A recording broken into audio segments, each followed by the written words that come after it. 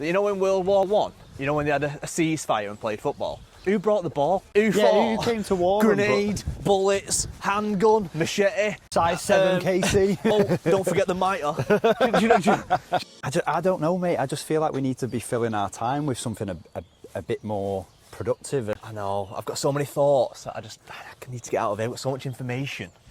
And it's got to be a way, though, of getting that out. You know, something that you can share opinions, you can give insight, you can maybe interview people and find out what their perspective is on something. Imagine if it's all on camera. And you could pop it on socials, you could share it. What would we call it? I do like elephants. Let's go with that. Why do you like elephants, Ryan? Because it's the trunk that you've not got. Yeah, I'm envious of the trunk game. Trunk Club. Mate, done. Winner. Podcast, Trunk Club. Right, okay, let's spitball this. Let's get it out a little bit more then. How do we introduce ourselves? You know, what's the first episode? I think we're taken back to where it all began. Do you think it's ironic that we're here today? It's so ironic. Like, it's so unplanned, though. In Failsworth, in the stomping ground, where the dark, the good, the bad, the ugly... And everything in between. Everything in between all came from. Okay, so how do we start it, Ryan? Well, let's just tell them where the we grew up, and it's right here in this vicinity. Nice. So many memories, so many unsexual favours. Unsexual favours. The reason Ryan's saying this, by the way, if anyone would like to know, is because this is the park that Ryan used to come on his junior schoolyard dates. Yeah, this is basically where I invented Hinge. You, the actual founder of Hinge.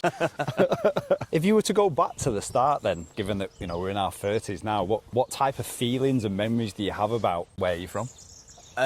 I mean, when I do come back here, I get a bit of anxiety, if I'm being perfectly honest. Same. Because every sort of like memory that's got like a negative association to it, it's in within these like 3 to 5 miles or whatever you want to call it. Right. So whenever I am passing through, it's like a vent gets opened in my head, and then when I pass it, if I'm going the way to like Manchester or something, it goes then. But then equally, it's the place where I got built.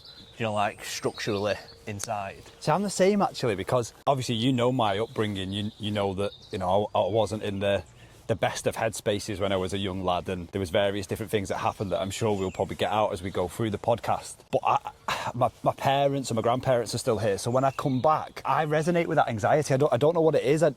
It's not like I dislike the people or the houses, or I think that anyone here is negative. It's just this weird, like inner, as you would say, inner sanctum. Inner sanctum. It's like a knot that sort of like tightens back up when you're coming towards it, and I don't. It's like one of them. You sort of have to be grateful for stuff because it built you who you are as a person today. Yeah. So it's not a case of like I don't want to ever come back here, because same as you, all my family were here. My kids were born here.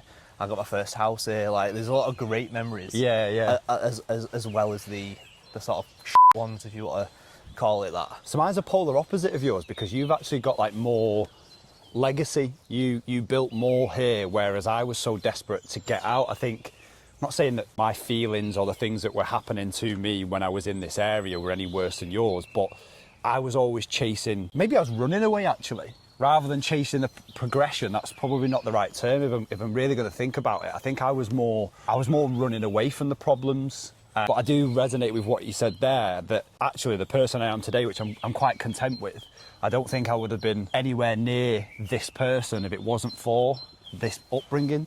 Back in the park, where dreams used to happen. Have you got a particular memory or story that like sticks out for you, like coming back to this place of the earth? I think as I was saying earlier, there is just a general anxiety that I carry around about this place, and I haven't really got a story in particular, you know, where something happened that would make me want to flee. I think it was just like the compounding effect of all the different thoughts and feelings. I think everyone's childhood is very, very different. I think while we're still figuring ourselves out as young adults as well, we tend to think that this molehill is an absolute mountain that's difficult to climb, and we're constantly putting too much pressure on ourselves. But mine are really, really dark, you know. Bad childhood in terms of my behaviours being a consequence of why I left home, you know, 15, my sister passing away, not really feeling like you fit in with certain friendship groups. But then at the same time, as I said, I do put a different spin on it. They're all the character building for the person that I've become today, really. So I wouldn't necessarily say I forget the place. Yeah. And it's gone and it's not in my mind anymore. Because I know without like the street smart, learning how to kind of get through struggles in the early ages, I wouldn't be able to do the things that I do now. But then at the same time, there's me and you, right? So yeah.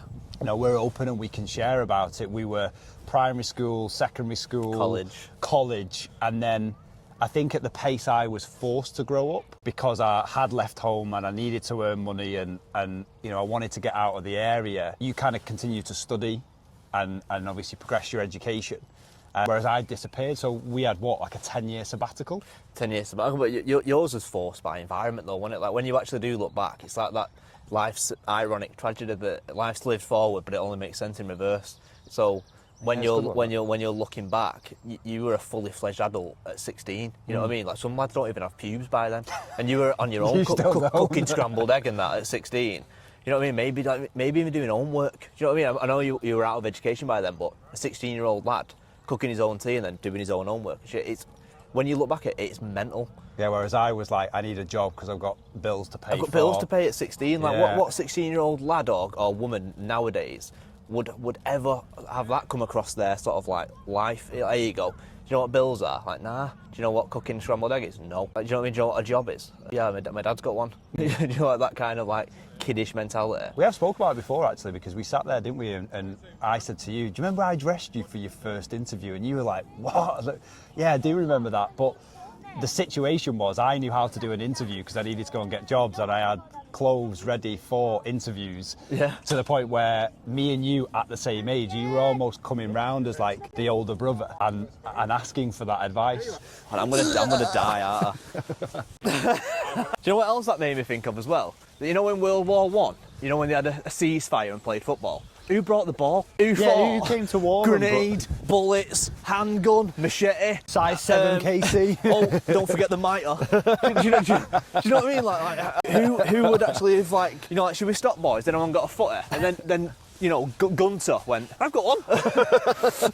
Let me just blow it up. It'll take me 4 days. But back then they didn't do that, did they? They used to like wrap clothes and leathers and stuff and stitch it all together. So maybe if someone was that bold, maybe someone just made one. Yeah. So picking up from there then, right, so as we were saying about the interview, I dressed you, it was almost like, without saying I was your older brother, that, you know, you knew that I was ahead in terms of that maturity because it was forced. That's kind of my feelings towards the area, which I wouldn't change. But, and we have touched on this before, I seem to think that you had like this happy-go-lucky childhood and I was jealous of it and envious. Like, what would you say your kind of memories and feelings about the area are?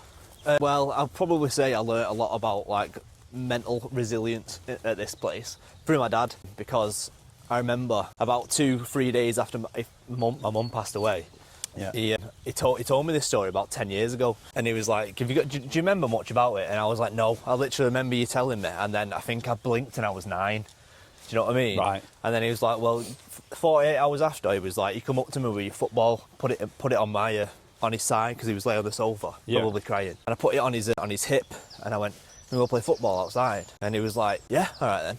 And the guy dragged himself outside and went in net for me. And this is after your mum? We had a garage and that we used as a net. Yeah. It must have annoyed the out of the neighbours.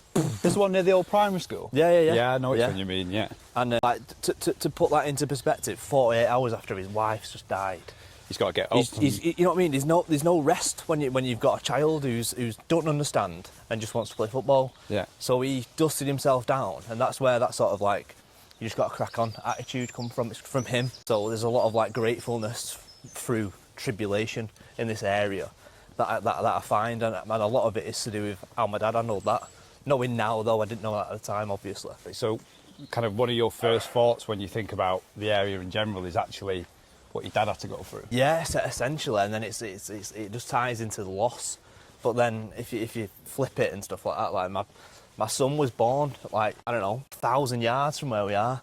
He was born at home, you know what I mean? So and you like, can't really hate the place that's brought you something so beautiful, really. So beautiful, yeah. And like, I don't know if I've told you this actually, but my son was born 18 years to the day that my mum died. His birthday is the same day she died. 18 years. I didn't know that. On the dot though. Do you know what I mean? And I think that's her way of saying, like, I know you'll never forget me, but this day needed a new beginning. So it's repurposed it, right? And then where you got to think about his name from. You know what I mean? It's all interconnected, and that's why I have this sort of like spiritual perspective on life. That stuff, the stars align for a reason. Yeah. That was the day that I was like, yeah, man. Like we're not alone in this universe. Did you know that? You know when Mum was pregnant and get given a due date? Were you prepared that Due date was the 12th, and I went, he won't be here on the 12th. Well, I didn't know he was a boy actually, but I was like, he won't be here on the 12th. It'll be the 15th, guarantee it. And she was like, you just knew. She was like, nah. And then it got to the 12th, and I was like, anything? She was like, nah. And then 13th passed, 14th, and then the 14th it picked up. I think they call it like I don't know what to say, it's pretty crass, but things started happening, and I was like, here we go. And then I think it was, I don't get quoted on this, but I think he was born about 2 p.m. on the actual day. And not going too dark, but do you know like your mum's time? What time? I think it was about 3:30. So it's not too far away. It's not too, honestly, like to the letter, and it just that's full swing and roundabout of loss, and then something beautiful beginning. Yeah, it's complete repurpose, and I actually really like that. I think it's, but to be fair, and I'm sure this will get shared as we go through and we continue to do the podcast. There's so many occasions and times where I think you've shown real growth for such a negative situation. You know, like we've talked about people bantering me to within an inch of my life. You within an inch of your life about, you know, obviously your mum's passing, which I'll never get my head around personally, but you know, that shows that you've repurposed that whole sentiment and feeling. And I think that's one of the things that we'll definitely share as we go along as well, that you can always switch everything around and turn it into something completely different. But well, it's what you give power to, isn't it? If I let that upset me or destroy me, I give it power. Just in the same way as if you let someone trigger you or you let someone annoy you, you give them power, you give them your energy, and a lot of people are not worth it.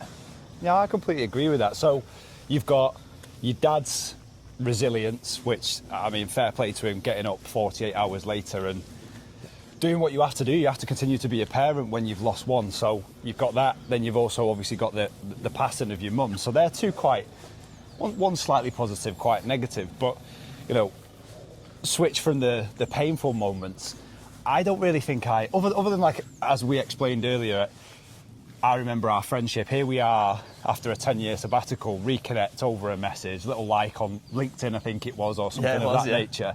And what, it's been 2 or 3 years now that, you know, we're back in each other's company, and that, for me, the dynamics of that relationship has never changed. No, mate, it's like you pick up like a baton, like a relay race, isn't it? It's like pick up where you left off kind of thing, wasn't it? Yeah. It was like a catch up what you've been up to, and it's like, oh, I've been doing this, oh, no, you got 2 kids now, and then it just sort of like seamlessly just sort of like back into each other's lives and stuff and checking in. And I think that's where the podcast came from, really. I mean, how many times so we have a standard Sunday, we'll share it with people, we call it the Sunday Club, and I'll get to Ryan's about 10:30, typically.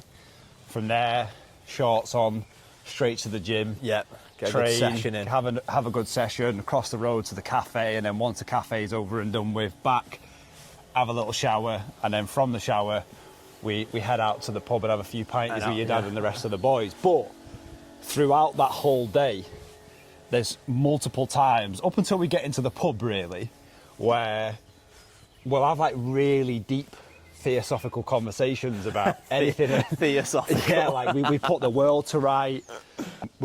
You become the next David Attenborough, I become the next, well, I won't say Keir Starmer because he's a bell end, but we do, don't we? And I think that's where we decided that there's probably an opportunity here where we're quite open with our thoughts and feelings.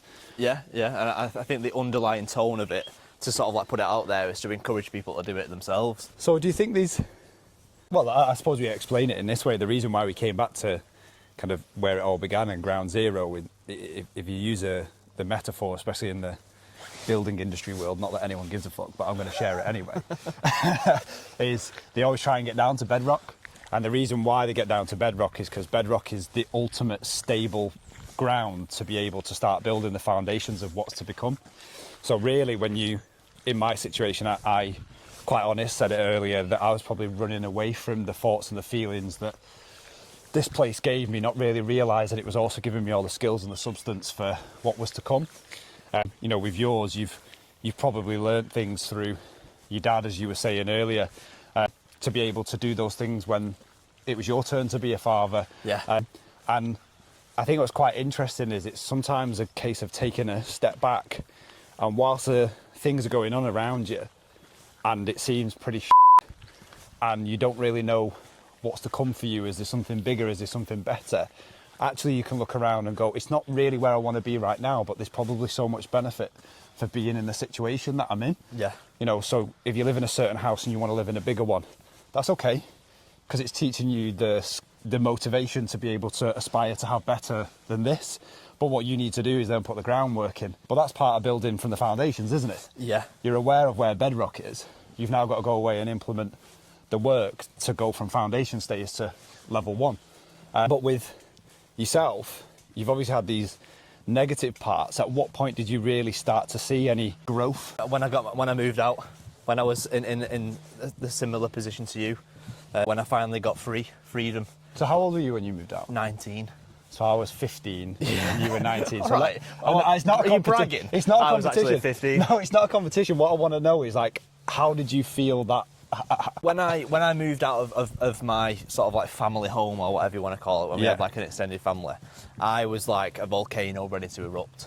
I remember sitting my dad down, and before I wanted to move out, and I said, look, Dad, if I don't move out soon, I'm going to implode, because all I was doing was suppressing every little thing that came into my mind, or any situation that I disagreed with. I had to be that quiet kid. I had to be the malleable kid. I had to be the he never gives us any bother, and that was what I was. I was I was like, he doesn't give any bother, right? But inside, I was I was ready to burst, because everything that was happening in front of me, I hated. But I couldn't say anything because I didn't want to give my dad the ag. I didn't want to make his life any harder. So Right, I just stayed quiet. And then I sat him down in my grandma's bedroom, because that's like basically the only place where Oh, I remember that. We used to sit and game, eat pot noodles, and watch Tom and Jerry. yeah, Scooby-Doo Classic. was your thing. And I actually. said to him, and I don't really think he knew what was going on in my head. And I just said, I'm going to burst if I don't move out of this house, because I hate coming back here. That's why I used to stay at my friends all the time. I'd be out Friday, Saturday, Sunday. I'd be going raves, I'd be doing drugs, I'd be being silly. And that was my escape, because I didn't want to go home. So I did everything in my power to not be at that house. Yeah.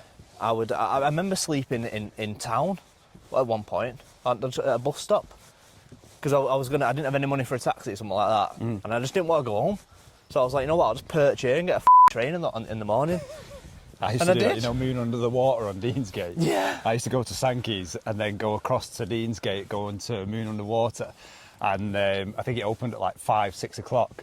And I used to go in there and they never let me sit in there, because obviously I was in some twisted state. So they used to make me order a full breakfast with an orange juice, knowing full well I was never going to eat just it. sat there like, But it used to give me like an hour or so of sleep before I could then get some form of transport home, because I could do the night out and the session and the drugs and everything that came with it, but I didn't have money for a taxi. No. I'd pay £3 for a bus, but 20 quid, are you off your rocker? Yeah, you mad. so that was where the growth happened. But it was just that sense of I'm free.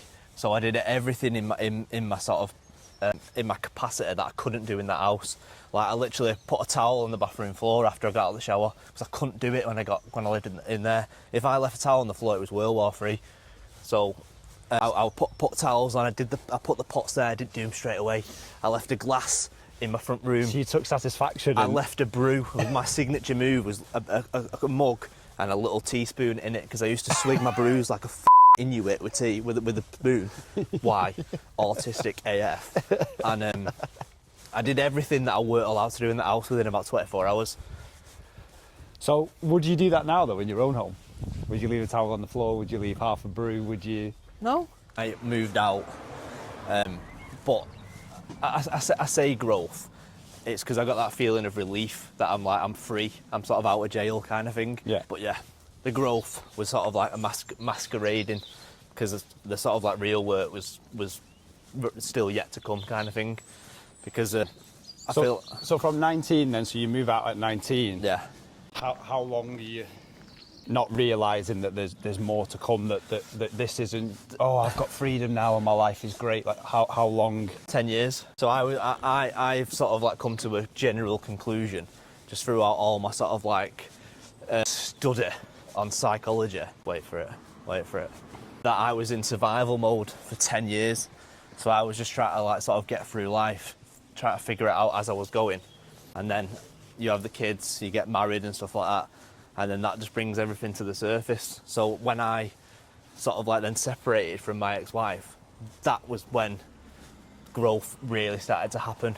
when I moved out at 19, that was just a relief. You know, like, oh, it's done now. I can get on with my life now. Yeah. But I'd not dealt with anything that happened in the past 19 years before. You kind that. of fixed 1% of the I problem. fixed 1% of it. Yeah. I put polyfiller over a Grand Canyon. So yeah, a survival mode, try to navigate life, thinking, oh, that's the right thing to do.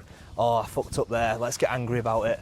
You know what I mean? And you just sort of like rupture all the good things that you try to put in place because you've not gone in there and in here and sorted it all out. Can I ask you a question though? You're just saying about obviously having children, marriage, getting a house.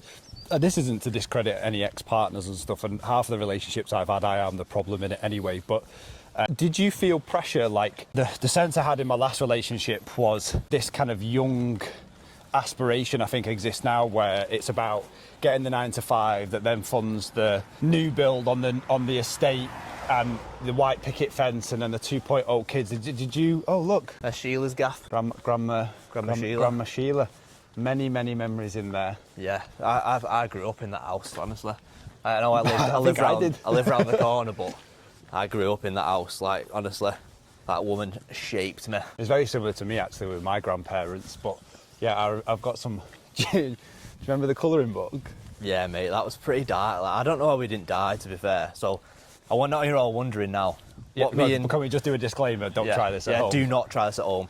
We picked up a plastic bench that was in my grandma's back garden and thought, you know what? I don't want to sit on the floor.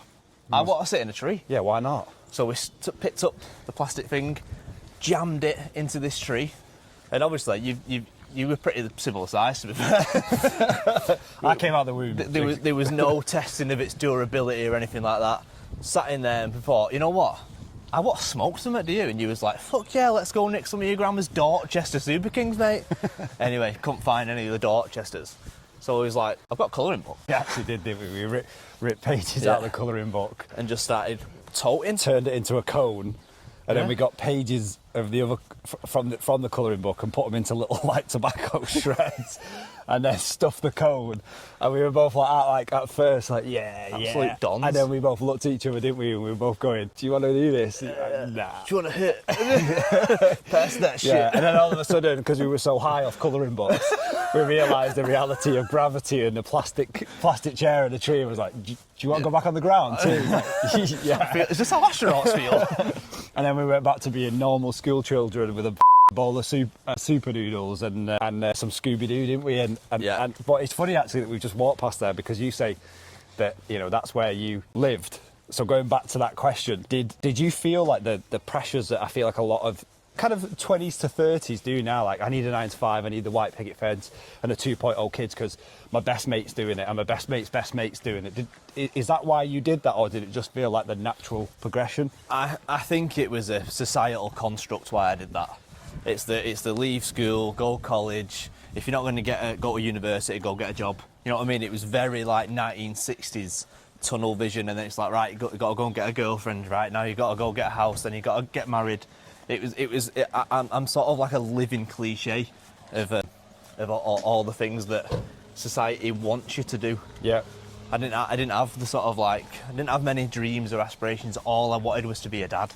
That was So the reason why you kind of got into that situation of marriage and a house was because you wanted to be a dad. I wanted to correct my own childhood. So it was a classic case of, well, if I have a kid, I'm not going to do that. I'm not going to say this. I'm not going to lose my temper at him, and all that stuff. And I found myself doing exactly those things. So I didn't heal before I had the kids. And I think, to be fair to Lee, to Ryan's dad, when you're saying that, you're not saying that your dad was abusive. No. And if he was any negative kind of moods and whatnot, you understand where it comes from on the basis of obviously losing his wife. And it's the correctiveness of the family unit. Yeah. That feeling of always being the black sheep I never wanted to give to any of my children. Never let anyone feel like they're excluded or they're not welcome. Like I was planning, like when they have sleepovers, like my house is the fun house. Yeah. You know what I mean? Like Joey and Indy's dad is the fun house, because I never want a kid to not feel welcome in my home, because I felt like that so much growing up, that I was like a win it. Oh, like you still are a winner. You know, like you sort of like, you got dog shit in your shoes, so you leave it outside. Yeah. That was me. I never ever wanted that feeling again to sort of like overcome. guy.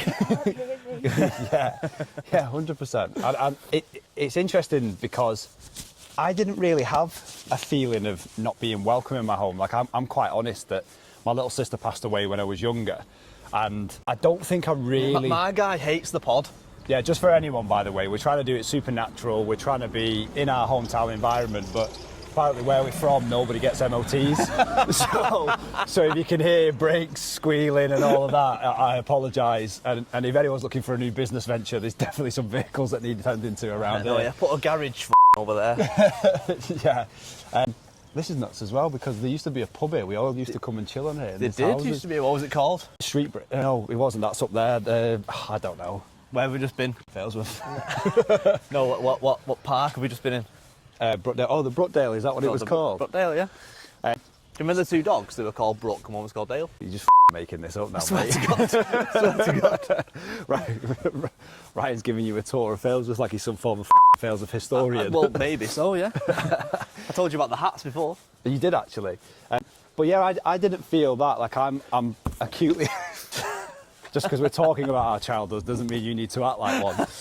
But I think that I know, and I said it earlier about kind of relationships, that it wasn't necessarily in the same way yours, you didn't feel welcome in your own home. I was the creator of the problems, but it was because I was this young lad. My sister's passed away.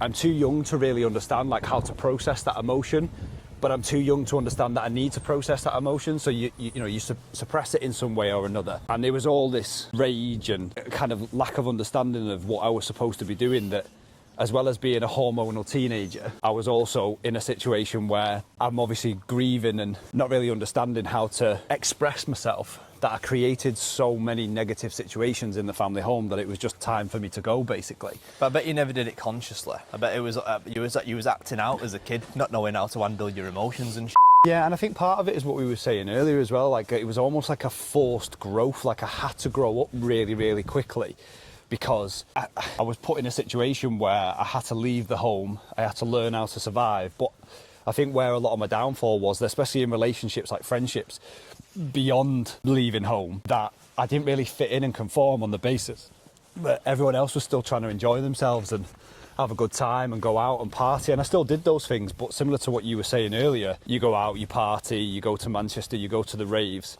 and sadly, you know, like most people, you try recreational drugs, which we don't condone and we don't do anymore because we're all adults. But I wasn't using them to enjoy my life. I was using them to forget how I was feeling in that particular moment. exactly the same. But I didn't realise that at the time. Nah, it's escapism, innit? It's like I feel really good putting this substance or drinking this liquid, and I forget about all my problems, and then.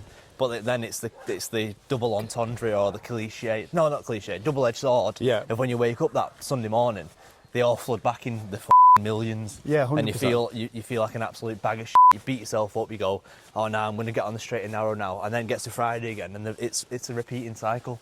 All the what's the word? All the is it serotonin or what is it? Endorphins. Dopamine. Dopamine. That's it. All of that's been suppressed. It's gone. Yeah. You're feeling anyway because you've exhausted it all for your night out. Yeah. And then that's when all of that stuff starts to creep back in, and sadly what you think is, I need to go and do it again next Friday and Saturday. Just to perk me back up. To perk me back up, and you're not even realising the vicious circle that you're in. No, it's a horrible, horrible hamster wheel, and so many like lads and girls find themselves on it, and then it's sort of like they don't realise it until it's a bit too late, or someone will point it out and go, mate, you're coming in at 6 in the morning on a Tuesday, like, you all right? And then you're like, fuck, I am that guy. What's happened to me? But were you similar to me? You didn't actually think about the consequence of that or understand it until you were like 10, 5, however many years removed from it? My rationale, thinking about it as a sort of adult now in my own head, I didn't really care if I lived or died. So I was just doing this thing. That's deep. I know. I just didn't care. I thought because of my family situation, I thought if I just died, I'd make everyone's problems go away because I'm this black sheep, I'm this problem. So I was like, I'll just keep going. I'll keep going. Do you want to go out again, Rye? Yeah, I don't care. That film Afterlife, yeah. Or not film, the series, sorry. Yeah. When those kids go up to Ricky Gervais and say, give me your money, and he's like, no. And he's like, do you want to get stabbed or something? And he went, I don't care. Yeah. He was like, I bet people usually give in right now and hand you the wallet or whatever. He was like, I've got all to live for, so do it. I'm not giving you And any that's money. how you felt? That's how I felt, yeah. But this is what I was saying earlier, that it's so interesting because, and we've spoke about this before, in my head, you were not that type of kid. Like, I was very jealous of the relationship and the dynamics that you had with your dad, because obviously I didn't have my dad. Yeah. And just for anyone watching that, you know, he's trying to gain some insight into us, and I'm sure we'll touch on it in the future. Like, I don't call my DAD that, I call it, because there's no relationship there, but I was very jealous of that. You obviously had a big brother as well, and he was cool, and he had all these clothes and stuff like that, and all of these connections that a lot of young people think that they need in order to be able to fit in. I just didn't see you as that type of person. It's quite sad actually as well, and it shows the importance of really evaluating the people around you, because, you know, if something had happened to you, it would have been one of those shock horror moments where you go, fucking hell, I should have asked him if he was all right, should have put my arm around him. But with you, I would never, ever have gone, yeah, Ryan's... Yeah, he's fucked it, yeah. Not even a little bit? Nah, when you wear a mask for so long, you get so good at wearing it.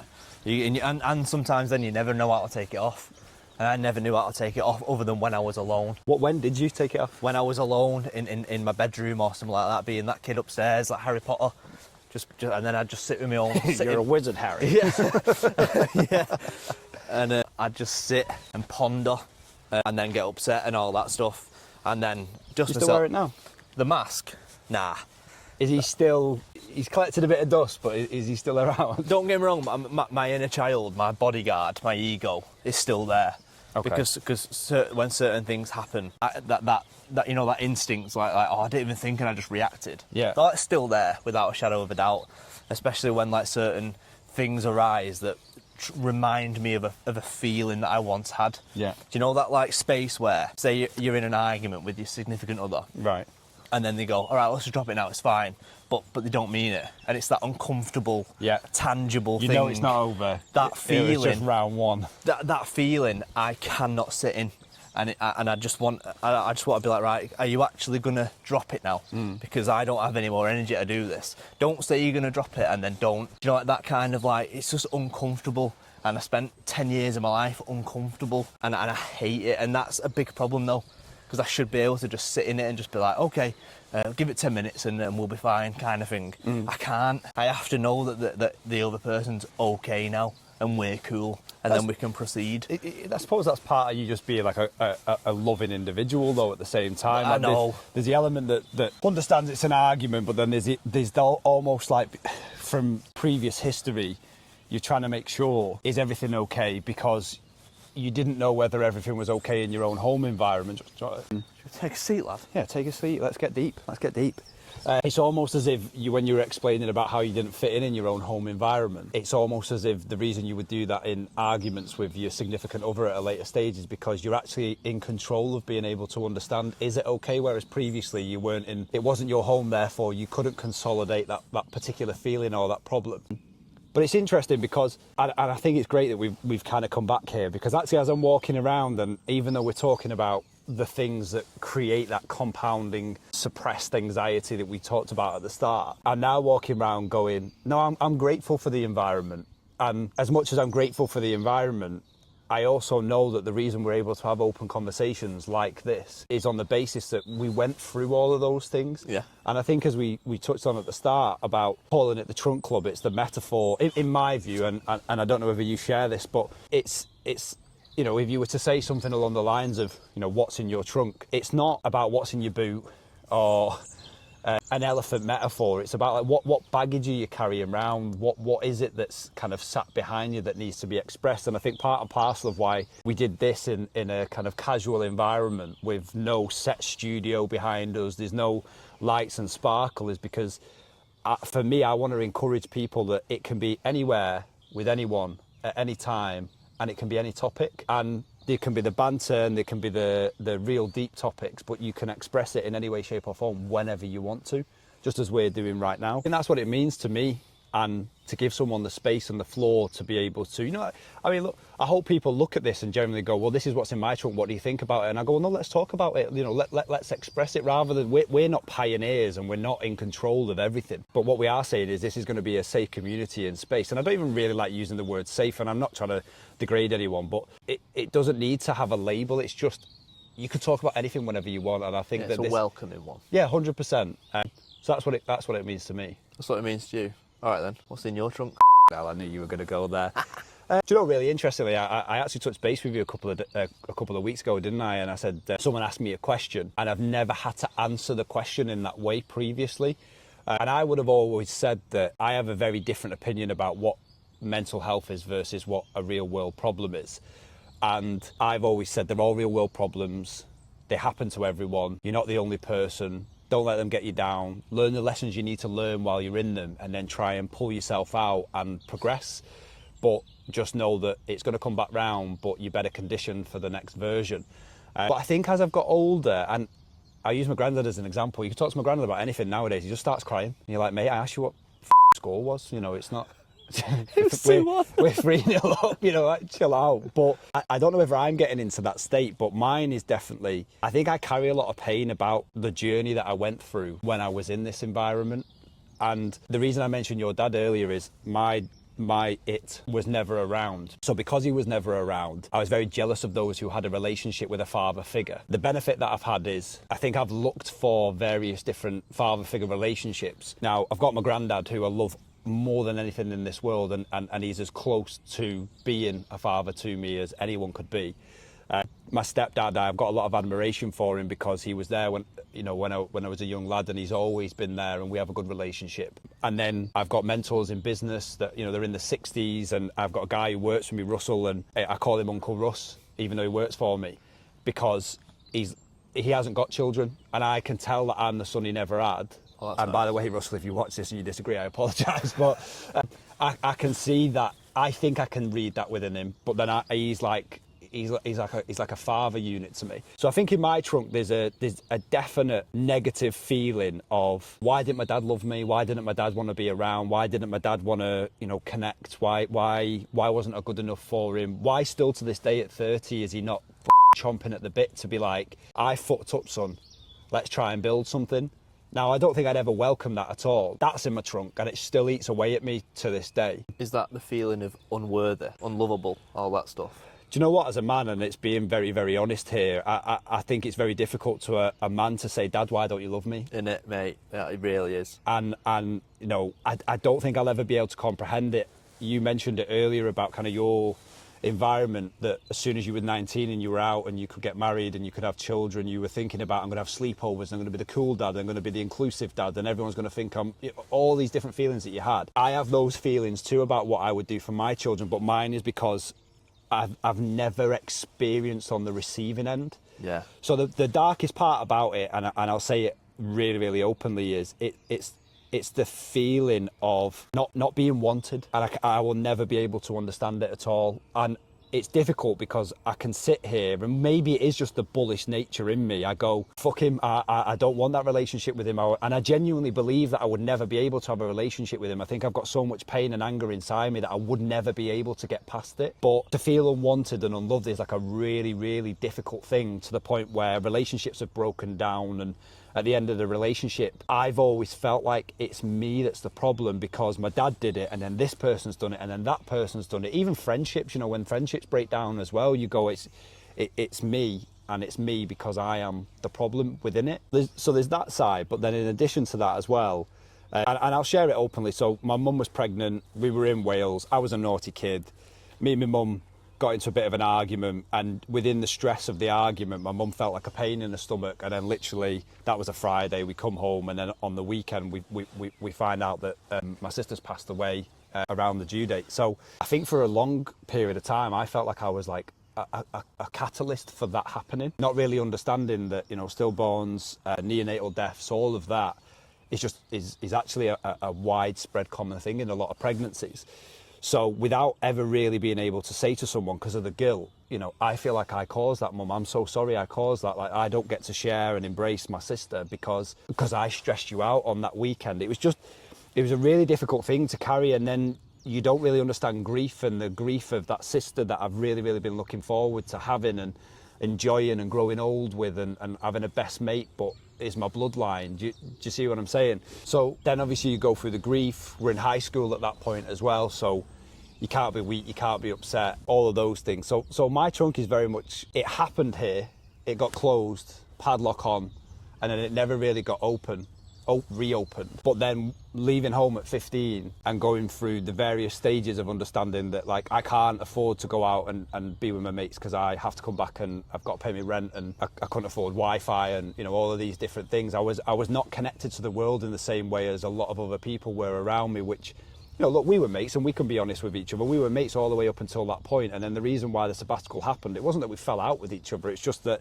my direction of life took a completely different direction to your life. But mine was forced, like I had to be on the ones and twos and get moving, really, without really realising that that's what I was doing. So I'm a bit envious of some of the enjoyment that people will have got, which is an eye-opener, because I'm talking to you now and you weren't necessarily enjoying it, but it shows how much we isolate ourselves in our own bubble and just assume that we're on our own without sharing it. But mine's kind of layered with a lack of understanding of my dad's relationship, grief from my sister, which I still carry to this day and is really, really difficult, and then feeling like a loss of a childhood that I never really had. And I hope that I've got past that now. And I genuinely do believe that, but then you share sometimes saying, I think you used an analogy once, it's like a vase, you knock it off the fireplace and you glue it back together. It's still that beautiful vase, but it's now got a shitload of cracks in it. You can't put water in it. But sometimes you've got to take it to someone and get it repaired. And I've never really feel like I need to, you know, I've needed to do that. But at the same time, and I always say the same thing, I can't control